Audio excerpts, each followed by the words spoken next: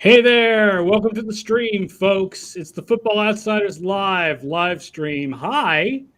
I loved our new countdown today, by the way, in New York Jets font. Did anyone notice? I believe that's New York Jets font. I like that font. I like the New York Jets uniform, so I'm very happy about that. Welcome to Football Outsiders Live, streaming on all your favorite services: Twitter, Facebook, YouTube, Twitch. We are now streaming everywhere, 1 p.m. Eastern, every weekday. We do this, talking about football. Welcome to my guests. Mike Tanier is here, as always, for Wednesday's little Ask Me Anything shows. Rivers McCown is our other guest today. Hello, Rivers. How are you?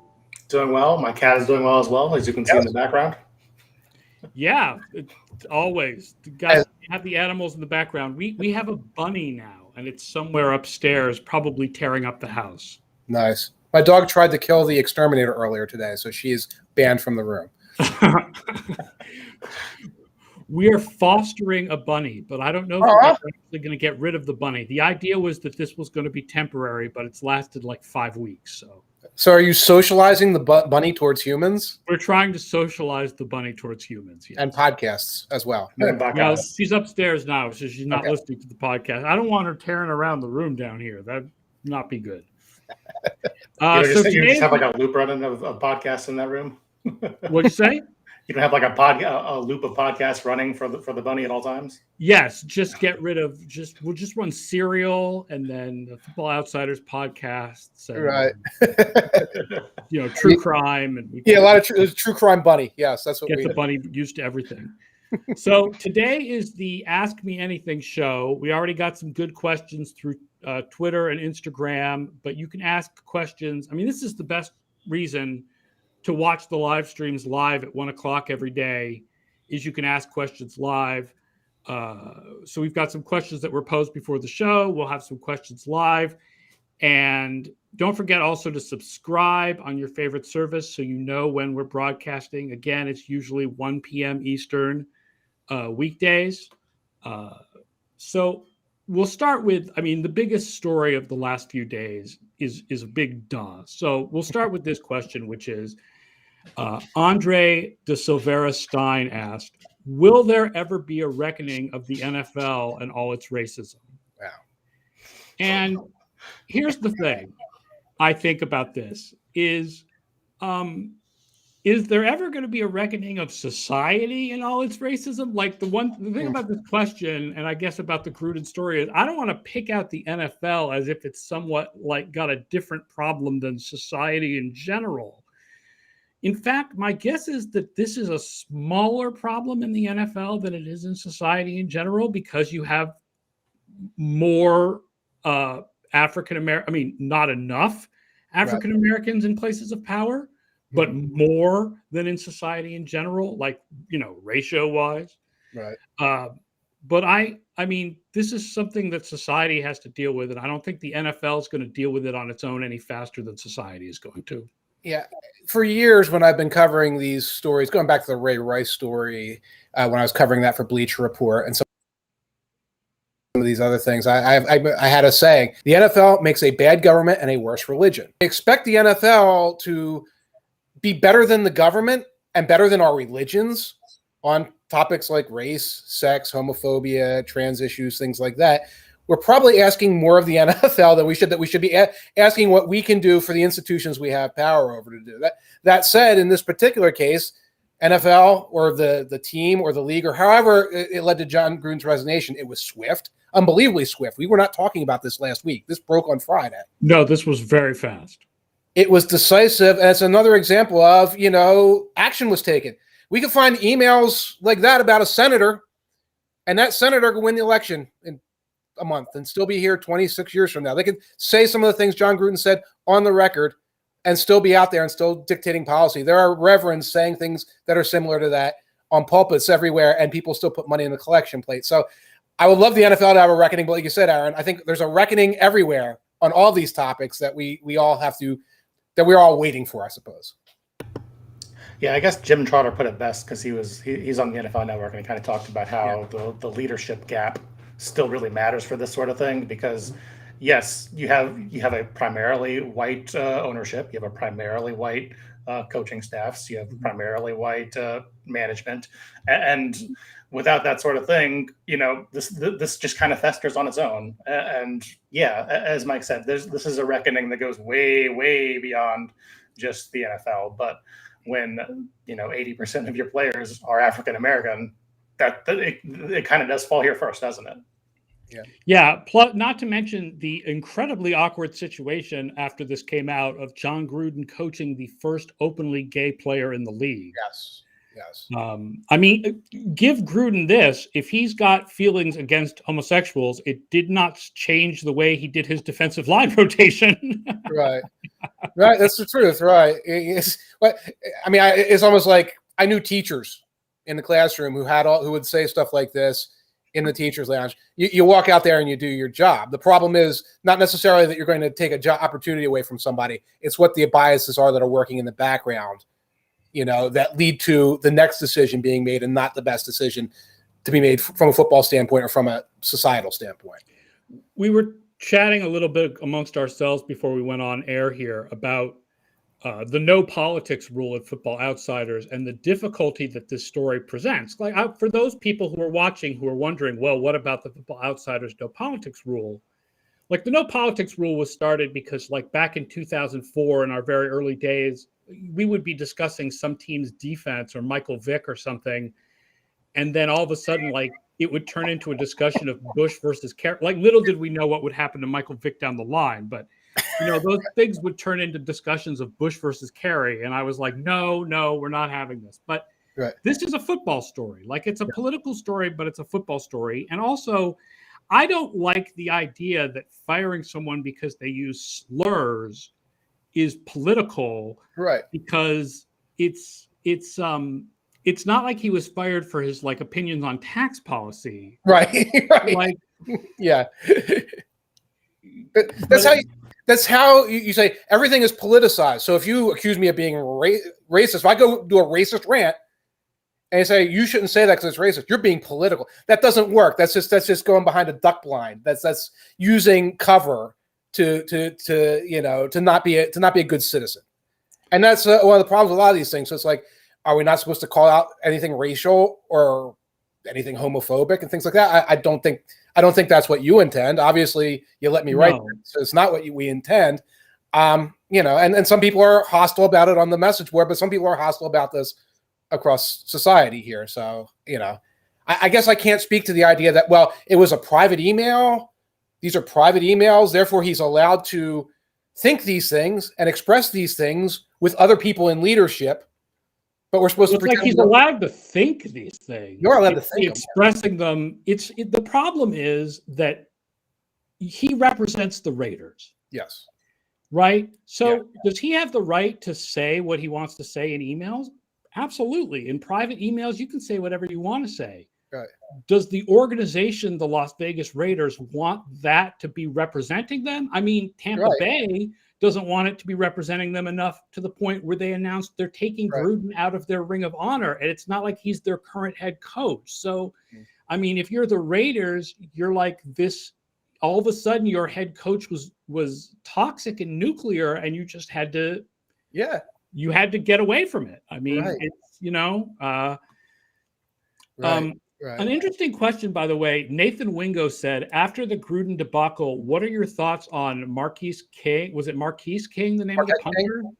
And his release, the punter who was released. I don't remember. Do you remember what the circumstances were around that release? No. And I would hate to start going in line item vetoing John Gruden's maneuvers based on this. Again, you said Carl Nassib has been starting and playing well, et cetera, et cetera. So, I mean, I remember King being kind of demonstrative on social networking and things like that. And I could picture John Gruden superimposed on top of anything else he thinks, saying, I don't need a punter who's on Instagram and going in another direction there. So, the last thing I think is worthwhile at this point is like, oh, and Gruden made this move, that move because of his political opinions. Yeah, I'm with you. I don't want to try to go back into his old moves and try to figure out what. Because again, I mean, this is what I said on Twitter the night that this all went down Monday night. he's not the only head coach in the NFL or executive or even players who have positions, who have beliefs like this about race or about sexuality. Like, this is not, having John Gruden resign is not going to suddenly create tolerance for everybody about everything. Right. There's still work to do in society. There's still work to do about this. I mean, this, we're so far off of our comfort zone even talking about it. Yeah, we really are. Right. Speaking of this, by the way, Stephen X Cool just asked in the chat, since this news is coming out, would any of you send a full article to a source so they could edit for you? Okay. Well, there are. Go ahead. You go first. I was going to say, just to defend Schefter a little bit, there is a difference. I don't know what he was doing here, but there is a difference between sending a full article to a source so they can edit it for you, and sending an article to a source and saying, did I get anything wrong in here? Right. I definitely read Mr. Editor is very sarcastic in that comment. But is it like, okay, you've quashed something in here before, I know you're going to find it again. And yeah, this is just kind of how it works in the big media world, where you're talking about these guys who are very sensitive about how they're perceived, and that's always going to be a factor in every story that gets put out by a guy like Schefter, a guy like Rappaport, somebody who does a lot of source digging. And yeah, I mean, I'm not surprised to see it at all. I don't even think it's that bad. I've sent things. I see people strutting around Twitter right now as kings of all journalism ethics, saying I've never done this. I've sent things like, if I'm writing a profile of a rookie that is pretty much a soft profile, I will send it to their representation to have a look at. And it's kind of for what you said, Aaron, to make sure I got things right, that I made sure that, they were born and raised in Honduras and not Barbados, and other mistakes like that, misrepresenting something along the way. That's different from saying I'm doing an expose on Washington, but let me make sure Bruce Allen checks it off. And Schefter does not do investigative reports. Okay, so there are obviously lines there and gradients of that things, but this happens all the time. And sometimes to protect to protect myself, to say, look, agent, I want to get future sources from you in the future. I want you to look at this, make sure I didn't make a glaring error, or in something that I think is supposed to be a positive piece, say something that's going to be inappropriate to this person. I've done it, and I think a lot of people do it too. Nathan Greenwald asks, do any of you care to compare and contrast Gruden's treatment with that of DeSean Jackson, who posted hateful stuff in public and received no sanction of any kind? Yeah, let's go through every person who's ever said anything ever and line them up. And if we find anybody who wasn't fired, then it's not fair to fire. I'm sorry, by the way, Nathan, I don't think you're saying that. I want to stop right there. No, it's tough. Part of it, I think, is the idea of the head coach as the image of the team. Right.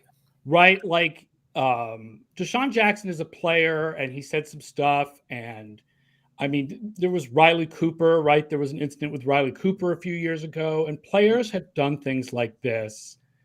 But the head coach represents your team. In fact, I'd also say what happened with DeSean Jackson would have been different if DeSean Jackson was a quarterback. I agree.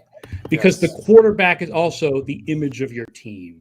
And the head coach, the quarterback, and the owner. Those are the three people who most define your team, and you do not want them to be toxic in the public sphere.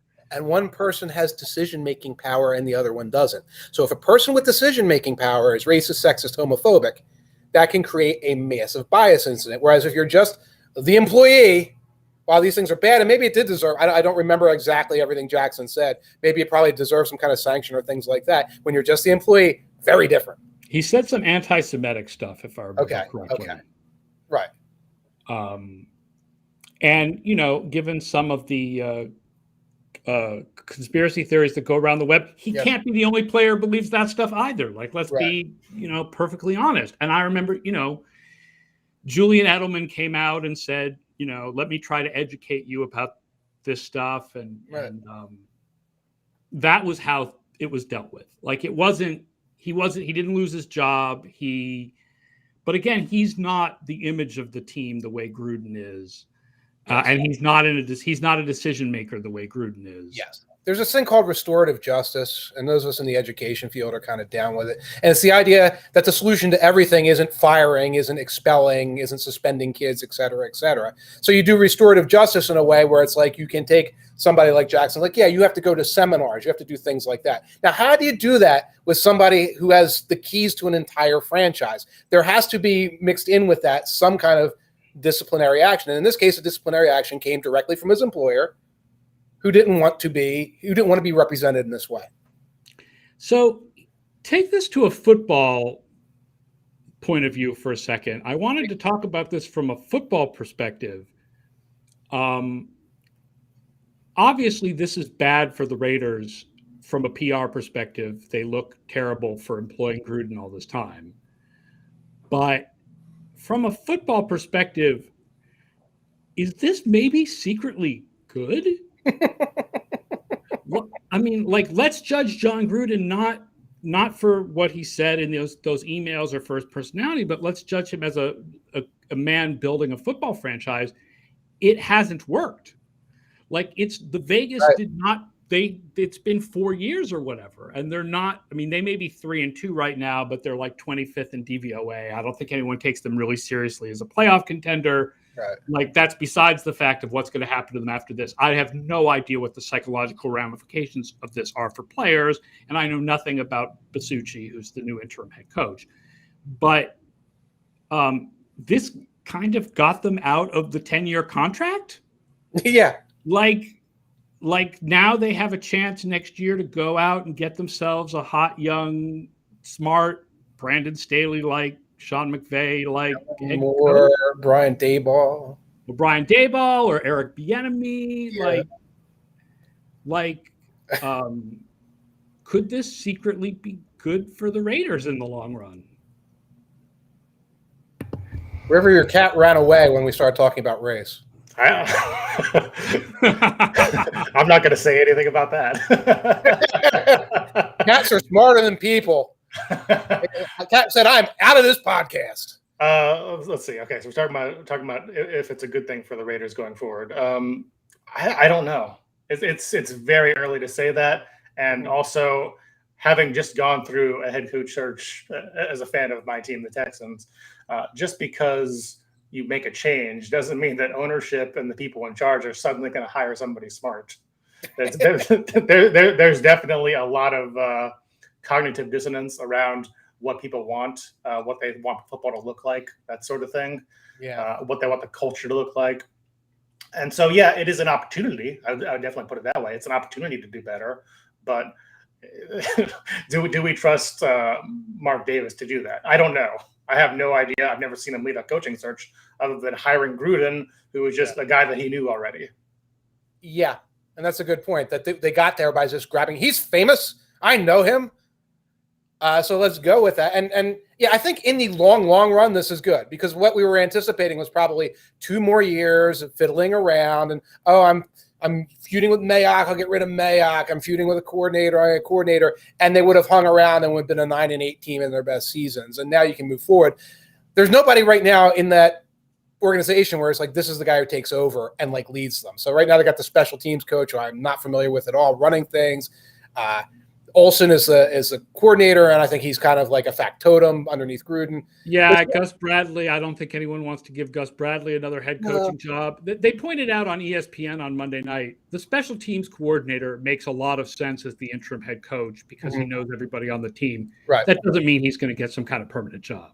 Exactly, and he's there so that the other guys can run their game plans, and they don't have to take over extra responsibilities, which is fine. So starting over, I guess, makes sense in the long run, so you're not starting over in 2024 with less or whatever, but it's grades of bad. It's terrible as opposed to, terrible in a slightly less desperate and dramatic way. I was just going to say, the last time that something like this happened in season, I think, was the Bullygate Dolphins, and that was Joe Philbin. And that led to, I believe, Adam Gase. So just because you change it up doesn't mean you're going to get something good. Ryan Crinigan says, where do we think Mike Mayock lands in all of this? It's hard to believe that Gruden hasn't meddled in plenty of personnel decisions. Oh, Gruden had personnel control. Yeah. Like much like in Seattle, John Schneider is there to do the work, but Pete Carroll has the final say. Or in New England, Bill Belichick has people, like when it was Nick Caserio, did the work, but Belichick had the final say. Right. Gruden had the final say. So right. I think actually Mayock now has more power. This is now Mayock's roster to run. And I would think that they're more likely to keep Mayock on for another year or two and try to have some continuity than completely do a total reset in the offseason. Yeah. And I think for this year, Mayock will be safe because of that continuity element of things. And then we'll see next year, because inevitably the coaching search, the person coming in to save the franchise from this debacle will want control. Yeah, that's how it goes. Yeah. Trexel says, have you heard rumors on Urban Meyer and Coach Oregon from LSU getting fired and then Urban taking over the LSU job? Could be bogus, but I've seen it a lot on Twitter recently. Not my rumor field. I mean, college rumors are not my rumor field. I know LSU is struggling this year. I think this is a guy who they won the championship like 2 years ago. That would be a really quick hook to have one mediocre year and be like, you're gone. Yeah. Right. But I think we all agree that Urban Meyer is not long for the NFL. Well, yeah, that much is obvious. You can't lose 20 games in a row. I'm sorry. That's just not something that you can do. But also, it just seems all the reports about him basically losing the locker room. Mm-hmm. And then the comments, he constantly makes these comments that show that he does not understand the difference between the NFL game and the college game. The latest being the one about wanting 250 yards rushing a game. This is not Ohio State. That does not happen. And he never did it at Ohio State. And he never did it at Florida with Tebow and things like that. Yeah. So do you guys think he makes it past, if they lose on Saturday, do you think he makes it out of London with his job? It would be such a declaration of failure by Shad Khan to fire this guy before the year even ends. You made such a big deal about bringing him in. I feel like for saving face, you have to make it through the year. Yeah. Okay, I'm gonna go the opposite of you. I think they have to fire him if they lose, and actually, even if they win, maybe, because you finally have some time with that bye week to just reorganize, think about things. It's not new news hitting you every day, and then you can kind of sit back and be like, okay, this guy has lost the locker room. This guy's not qualified to be an NFL head coach. We got to move on, and then you can find your next guy next year. I mean, do you think they come out and say, we took a gamble, we made an experiment, it didn't work, we're moving on? Shad knew him from his Illinois days, just thought he was a great coach, that's all. And no, it'll be something like that. Right. Or you ask him to come up with some kind of resignation story. That's another possibility. But I don't know, because despite his willingness to resign from other jobs, this is a declaration of failure. It's hard to spin this like, I'm not feeling good. I don't think he'd want to go that route. Kyle Lutz wants you to know that Tom Brady sucks, and that is Thanks, all. Kyle. Will he shake Hurts's hand after he loses? I am favoring Tampa Bay on Thursday night. Mm-hmm. Nothing against Jalen Hurts as a person. Slinksy YT says, my prediction is a Bucs and Bills Super Bowl because never bet against Brady. Yeah. And I think the Bills' schedule is so incredibly easy the rest of the way. The only two teams in the top half of DVOA that the Bills still have to play are New Orleans and Tampa Bay. But that Tampa Bay Buffalo game is going to be awesome.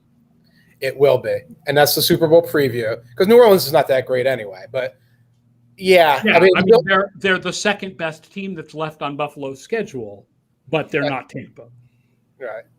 He's right, though. I mean, I've lost a lot of money and dignity, more dignity than money, betting against Brady over the last 10 years. So I know exactly where he's coming from. Yeah, I think I've said this before on one of these live casts.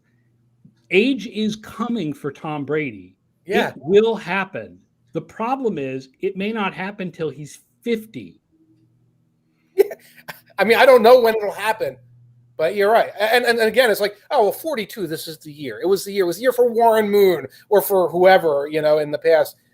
At this point, it's kind of like the outlier is the outlier, and you wait to see what happens. Yeah, I mean, every year it could happen, but I'm not betting on it happening. And I'm not betting on it happening in the middle of this year. He leads the league in passing value by our numbers. Like, that's just crazy. And some of it is because of who his receivers are. He has great weapons. I wrote that piece for ESPN Plus last week where I said this was the second best set of teammates that he's ever had on offense.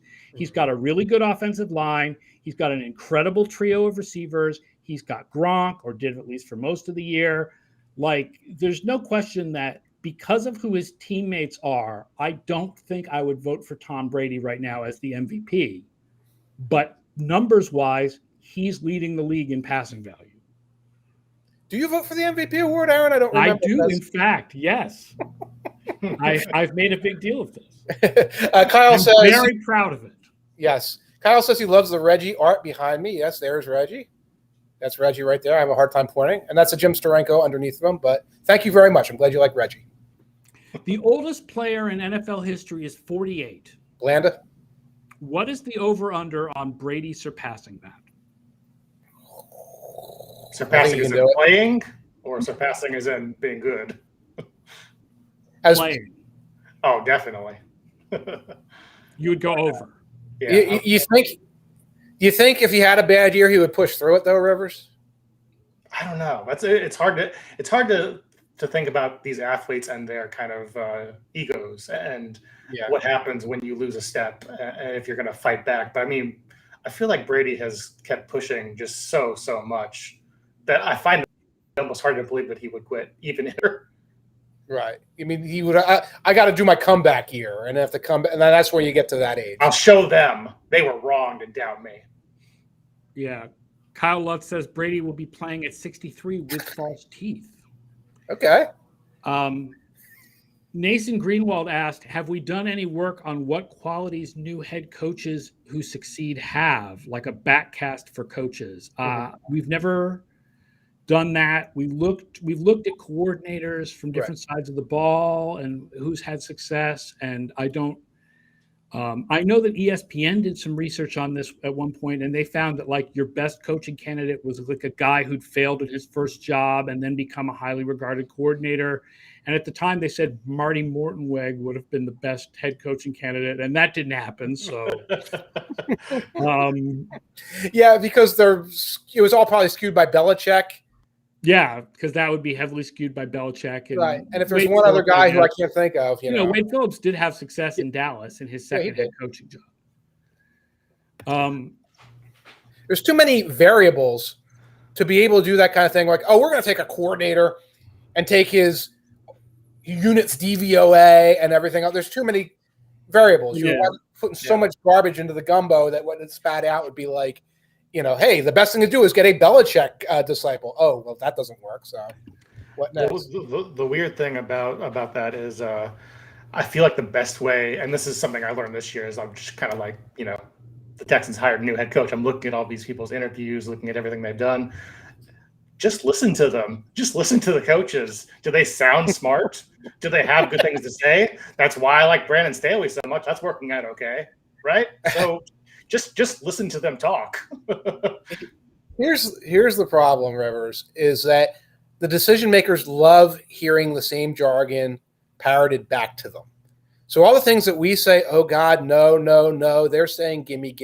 Same thing happens in industry where somebody walks in and starts spouting off management jargon and they wind up rolling through the ranks. They don't have a creative idea in their heads, but they're just as creative as the guy who's hiring them. So I would be inclined to say, yeah, you can like talk to some of these guys if honestly and openly and figure out if they've got good ideas, if they're smart or they're clever. But that's not what the NFL is going to do. Right, that relies on having management that can actually see that. Yes. Yeah. That brings actually to, before we get to more questions, I did figure we should talk Texans a little bit because we have Rivers on the show, and because Mike, you covered the Texans today in your walkthrough as sort of like, let's look tank watch, like let's look at a bad team and see how bad they are.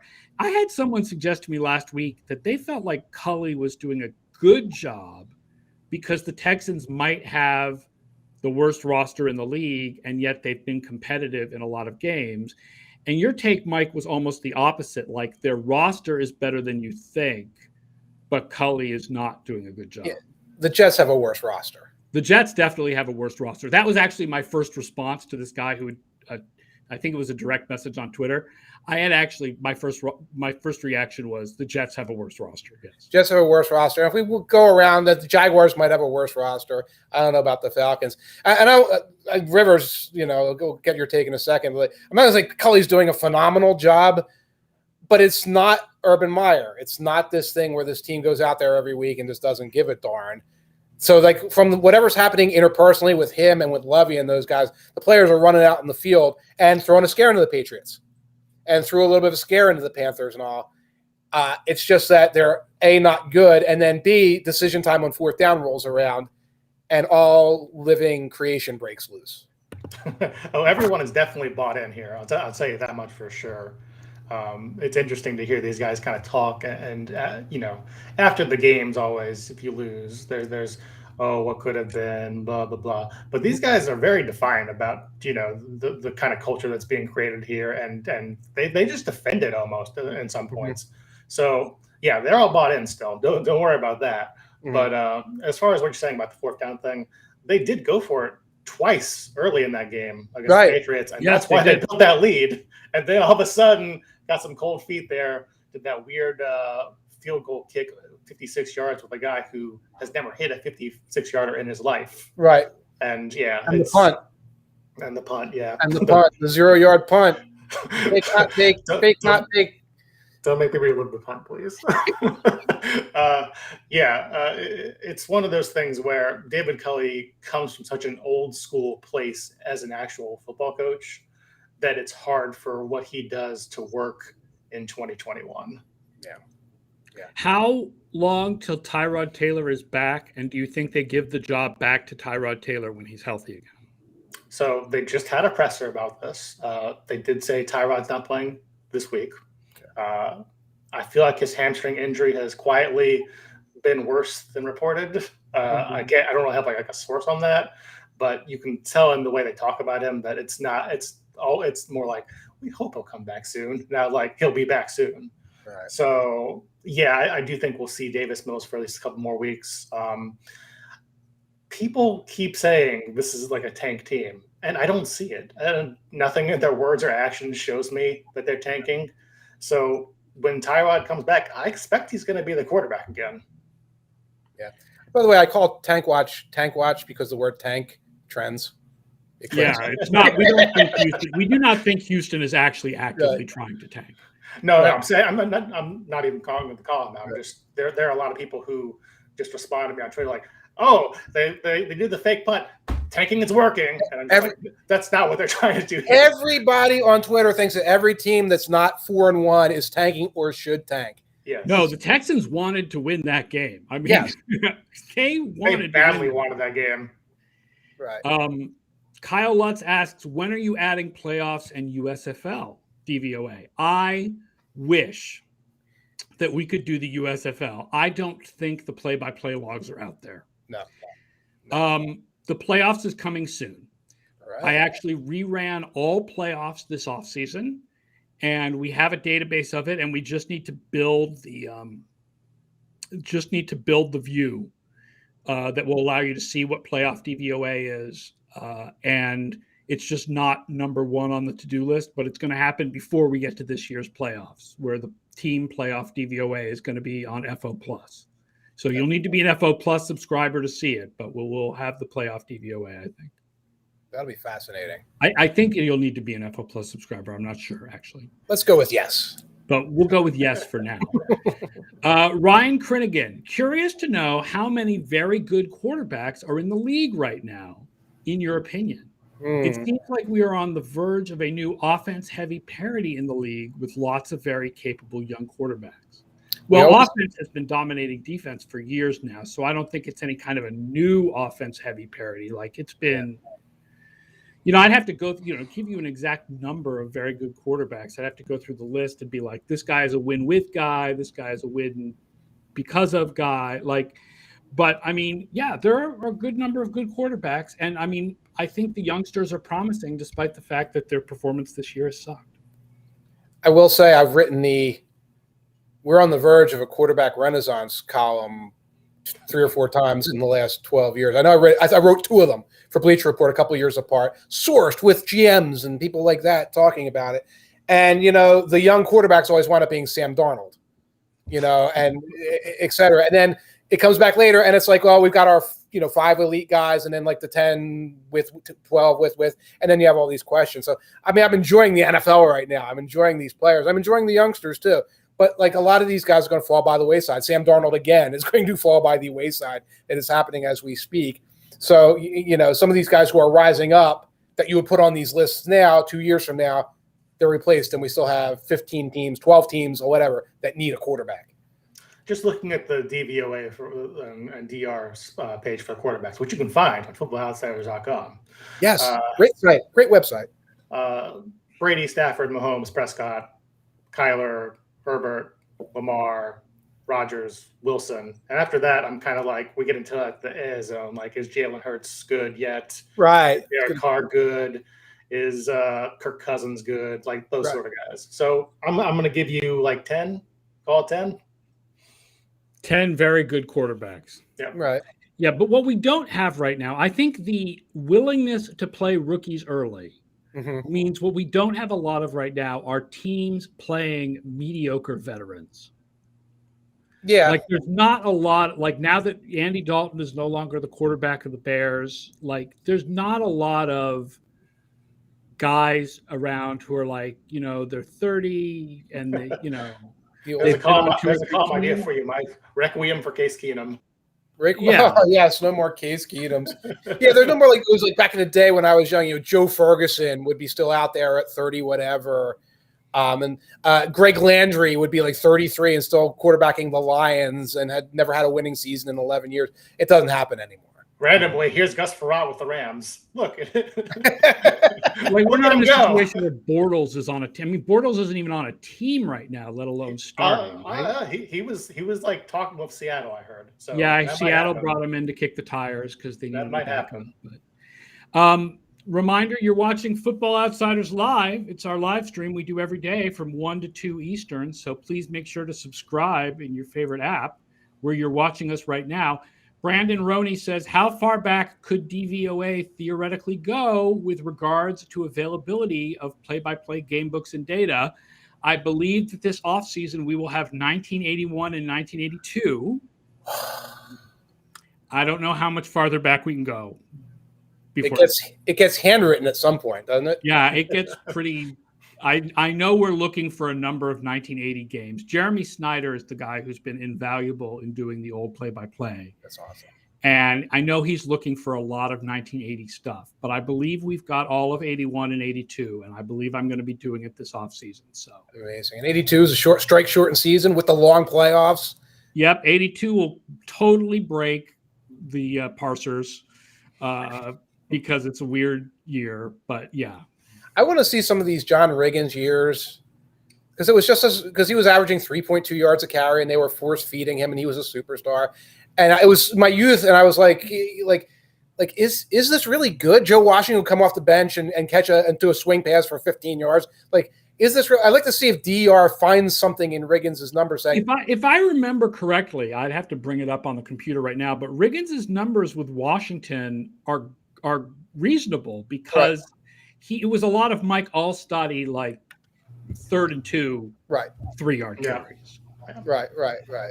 I just want Ice Bowl DVOA. That's all. Just give me the Ice Bowl DVOA.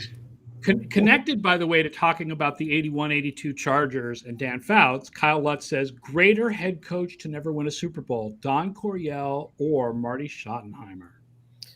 Schottenheimer. Coryell was the best offensive mind, whatever.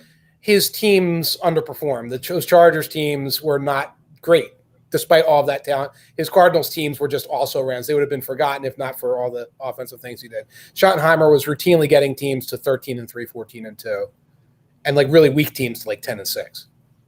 I would agree with that. I think Coryell is the one who belongs in the Hall of Fame because of what he meant as an innovator. Yes. But Schottenheimer was the better head coach. Yes.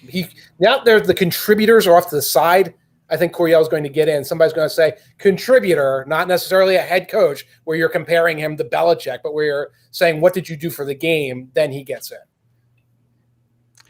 Jay Billings, does Fitzmagic get his job back when he's healthy? If not, are they going into next season as Heineke as their guy? From what I've read, there is a good chance that they stick with Heineke. Heineke has been remarkably good considering that he bounced around like 5 different practice squads. He's got a positive passing DVOA this year. And despite the fact he throws everything over his receivers' heads. I mean, I know. The fact is when you watch it, there's definitely overthrows. And his DVOA is better than it would be because his receivers are good, like Terry McLaurin. If I'm Washington, I don't go in to next year with him as my guy, though.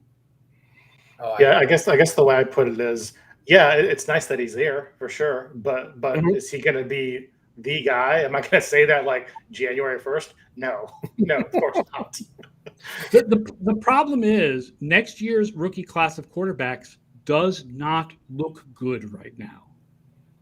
No, it's horrible.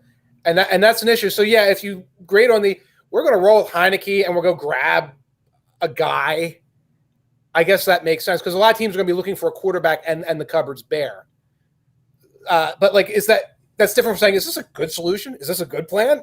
It's a plan. And it's probably a good, like, well, based on the other options, this is our only plan. But I don't think that it's a good plan. In other words, I'd need to see Heineke do this for an entire season before I even entertained the idea that he's Tony Romo. He is not Tony Romo. He's Ryan Fitz. He's just young Ryan Fitz. And No, but I mean that he's an undrafted free agent who really did deserve a job and really does deserve to be a starting quarterback. Like, let's see him do it for 17 games instead of, 16 games instead of 4. I was going to say 17 instead of 5, but he didn't start the first one. Right.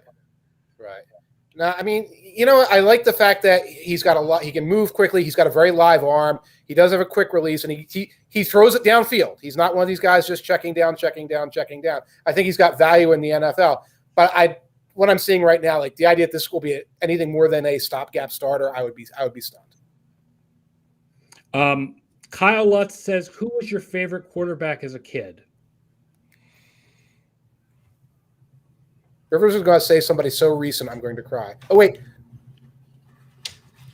Was that Warren? It's all wobbly. It's sideways. I apologize, but yes, I'm trying to show you my Warren Moon frame jersey over here. Yes, that was my favorite quarterback as a kid. Okay. Let's see, number 1.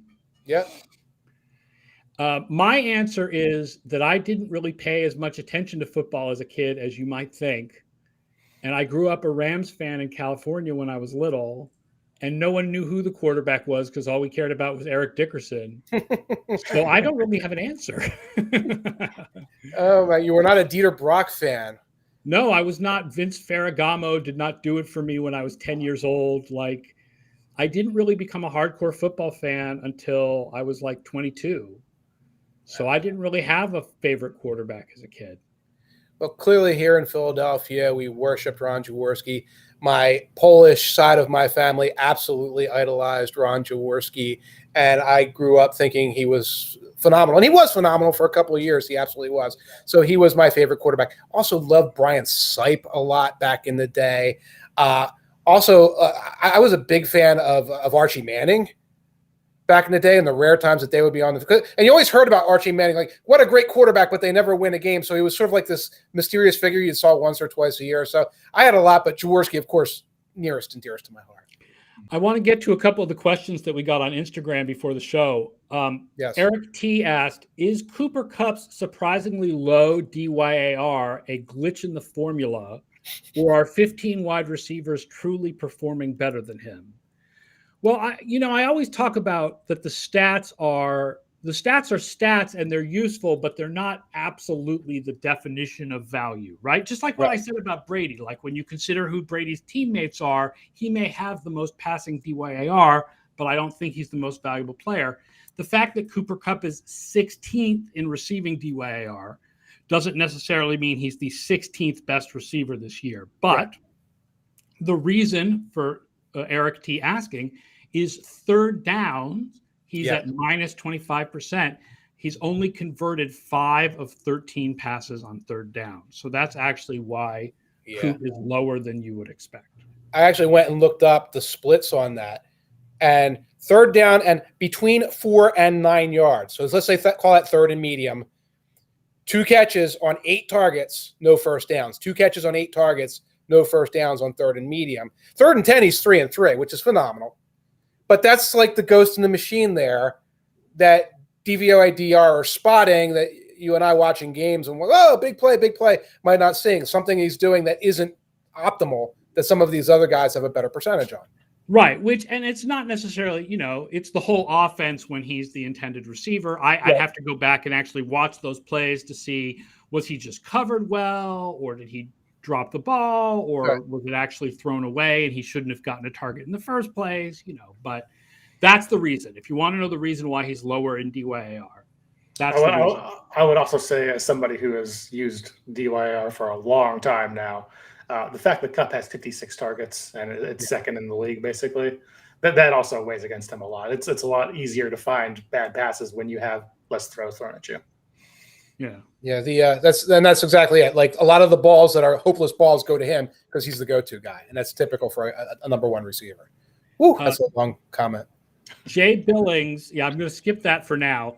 Jay Billings asked, have you ever seen a statistically dominant team like Buffalo have a variance as poor as theirs? And I said I was going to answer this on the show. The reason why Buffalo has a ridiculously high variance is not necessarily poor. It's because they've had one bad game and one game that was one of the greatest we've ever measured. And when you look at the distance between those two games, you're going to have a really, really high variance. Right. It doesn't mean the Bills. It doesn't say anything bad about the Bills. It's just they had one loss, and then they had the one really incredible game. Right. Scott DeBrestian asked, we had a lot of variance questions. A lot of variance. If you are a borderline playoff team, is it better to have high variance or low variance? And I would think the answer is, if you're a borderline playoff team, it's better to have high variance because you want to get to the playoffs and suddenly have 4 really good games. Right. Not have 4 kind of, good but not great games. Not start Andy Dalton. Right. That will get you kicked out of the playoffs. Right. I would agree. That was going to be my answer exactly. Yeah. The other variance question was from Jake Murray. Is high variance the defining characteristic of the Chiefs, and is that catching up with them as the sample size keeps growing? I don't think the Chiefs are that high variance. They're actually only 17th in variance this year. I think their offense is good almost every game, although obviously it has struggles against Buffalo, and their defense is terrible pretty much every game. That's consistent.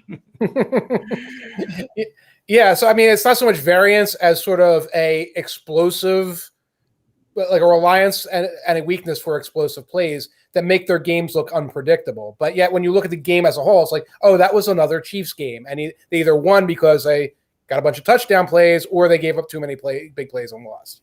The Chiefs were second lowest in variance in 2020, by the way.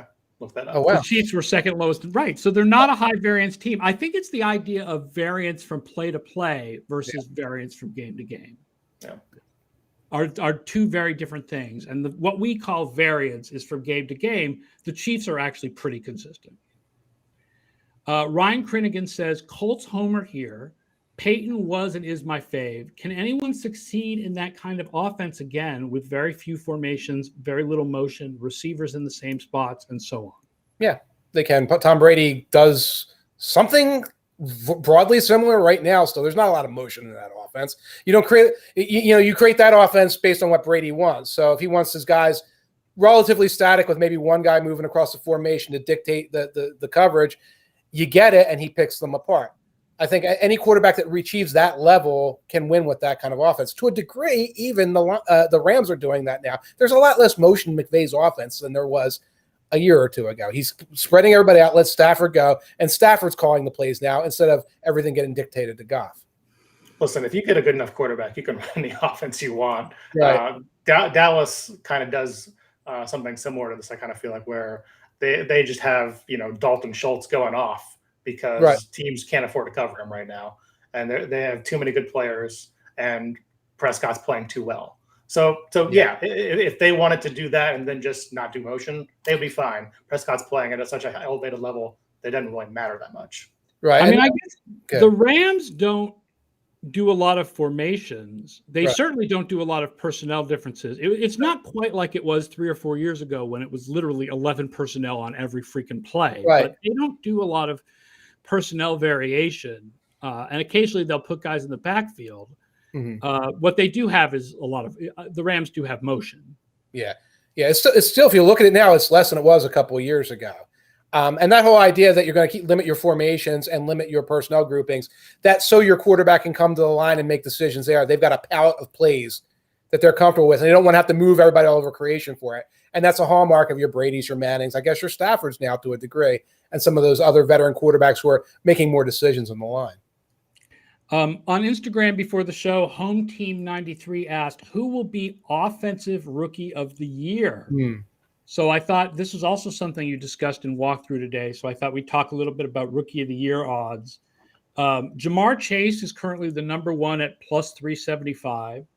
Mac Jones at plus 400. Justin Fields, 700. Trevor Lawrence, 800.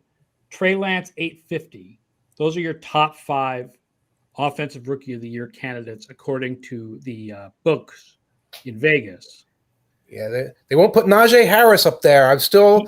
He's 6th. He's at plus 1,400 at this point. That's juice worth the squeeze. It all, you have a couple more games where they win, and he winds up at the end with 1,300 yards. He could just outlast everybody for that. I know he has an injury right now, and I haven't checked on that for this week. But, yeah, I mean, Chase is phenomenal. I don't see it at plus 350 when you're doing a betting side of things.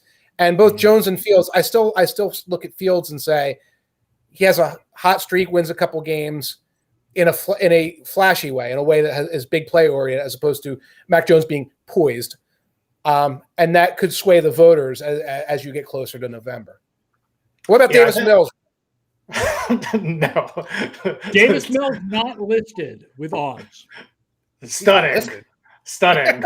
I think Chase is going to win the award. I think that's, just basic logic, looking at how well he's played so far, how good the Bengals would be without him. I think they would lose a lot of juice. Right. But as far as like the best gamble on that board, probably Fields, because as Mike said, he does have enough ability to, play this kind of slow-mo offense, do some flashy stuff, and grind out some wins against some slightly better teams. Right. I do think Fields is a better candidate than I like Fields at plus 700 better than I like Jones at plus 400. But would you vote for him if you were a voter? I wonder if there are other voters that would vote for Rashawn Slater. He's not listed here, by the way. He's not listed with odds. I could look him up, but we talked about it a couple of weeks ago. There are occasional voters. Quentin Nelson got some votes. But I think what we pointed out is the votes always wind up with the guard or the center, because it's the tackle who has one bad game, gives up a couple sacks, it trends on Twitter, and they go, whoa.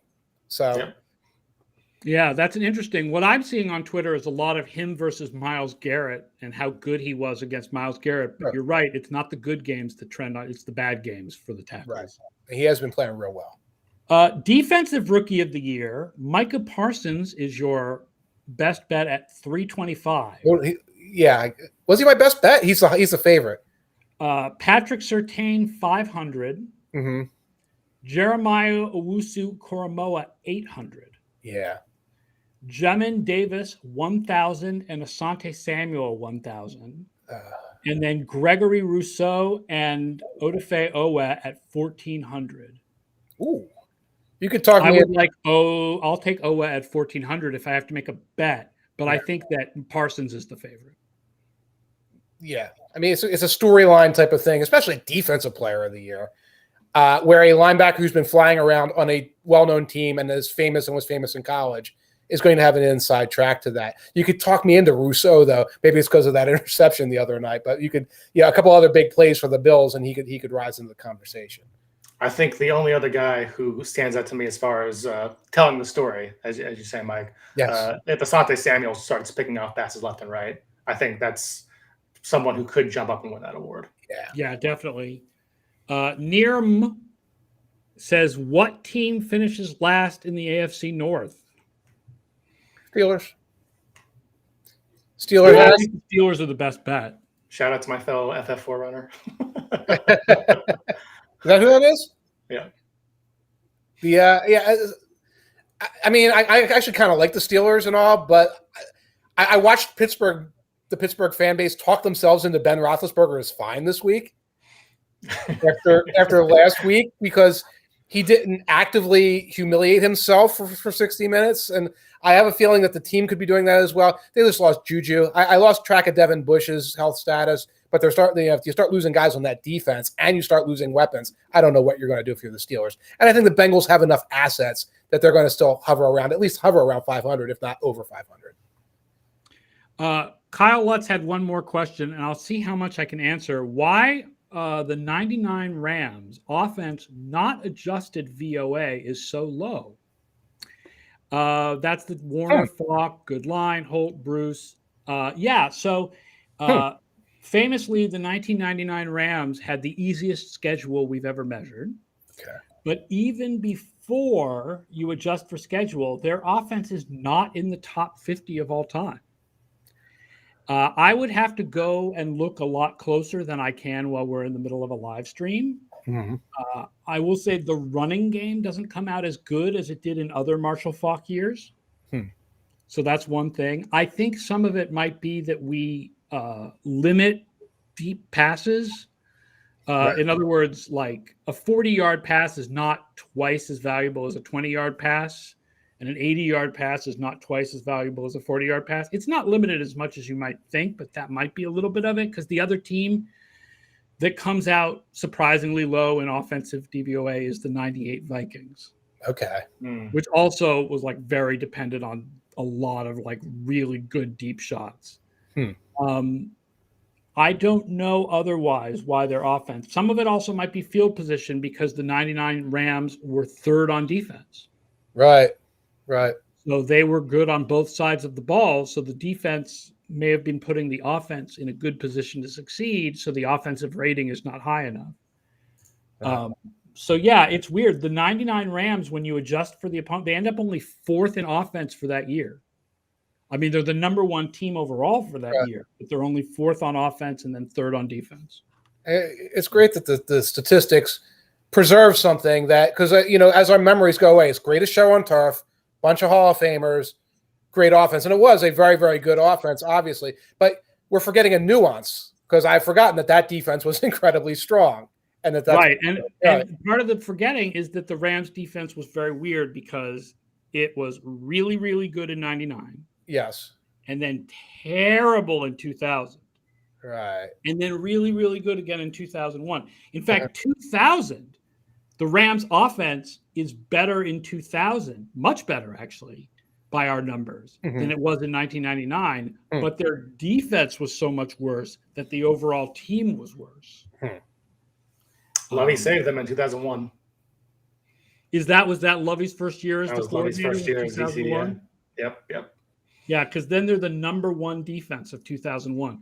They went from third to 26th to first. Wow. And look at Lovey now with the best beard possibly in America. and the worst talent. The long comment on the side, by the way, was Bill Houston asking if any Texans team member has ever tried to slip you a note, Rivers, to get traded or send help when you were at Texans facilities. No, that's never happened. No. The best you could hope for is like a passive aggressive thing, like somebody liking a tweet that said like, "I wonder why this guy didn't get to play" or something like that. Like that's like you said, that's about there's the most all I've seen. indications that they've bought in. Like they're not. This is not Jacksonville. They are not like. You have to remember angry they turn over the roster entirely.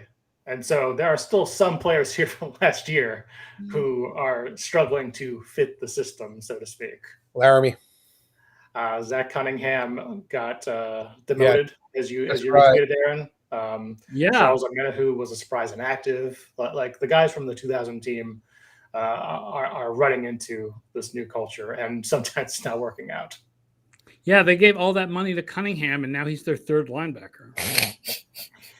That doesn't seem wise. You see it. One last question, Bill Houston. Does Dan Sorensen have blackmail material on Spagnuolo, and that is why Juan Thornhill is not being played? I don't have the snap count data in front of me. Yeah. But Seth Kaiser, who's an expert on the Chiefs, was tweeting about this. Yeah. Sorensen generally plays in dime. So right. when Sorensen's on the field, Thornhill's on the field too. It's not that Sorensen is playing instead of Thornhill. It's that Sorensen's just sucks. And we see Sorensen in deep coverage and in the open field because teams are looking for him. So we're seeing him when he's covering somebody or when that's his zone. That's where the ball's headed. Right. He's played as a hybrid strong safety linebacker, but he ends up in deep coverage sometimes. Yeah, and that's terrible. Yeah, right. And teams find ways to do it. I mean, they find ways to do it with Jamal Adams, who's a better player. But it's like, oh, that's the guy who wants to stay in the box. Let's get him out of there. We had a guy in Philly here, Nate Geary. Yeah, he's more of a linebacker, but he was more of a linebacker. But man, they would find a way to get him isolated on the slot guy, get him on the fast tight end, get him going deep because that's where the weakness was. Nate Geary. We were remembering some guys here. Mike, do you have any James Thrash opinions? I got some Mike Mamula opinions if you stick around. There we go, Mike Mamula.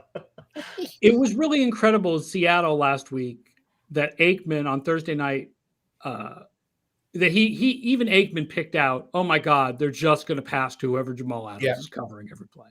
Yeah. Aikman, who usually is so polite about not really singling a dude out. Yeah. Yeah, especially if it's a quality player who we usually spill the story around. I think Aikman gets a little feisty on Thursdays. I remember watching the Panthers Texans one, and he was just like, "Sam Darnold missed this throw," and Sam Darnold missed this throw. Yeah, I agree. I'm like, what's going on? You never go after, and Darnold's enough of a veteran quarterback that you don't go after him necessarily. Yeah, and Aikman was displeased with Sam Darnold. All right, that's going to do it for the show. Thank you, everybody, for watching. We really appreciate you tuning in to the live stream, whether you're watching us on YouTube or Twitch or Twitter. We really appreciate all the questions. It's awesome. Remember to subscribe. Check us out every day, 1 p.m. Eastern. Rivers, thank you so much for joining us today. Thanks for having me. One last thing. We had that long list of quarterbacks. I should have put Josh Allen in it. He's 13th in DYAR. I didn't see it. But yeah, anyway, I just want to make sure I said that because our Bills fans always get very upset. Yes, I would put Josh Allen in that list at this point, definitely, even though he hasn't been as good this year as he was last year. Mike Tanier and I will be back tomorrow at 1 p.m. Tom Gower is joining us, and we will be doing Week 6 preview and talking about the biggest games of Week 6. So please come back tomorrow at 1 p.m. Eastern and check that out. So that's all for Football Outsiders Live. Thank you for watching, for listening later on your favorite podcast app, and check us out tomorrow. And everybody have a good night.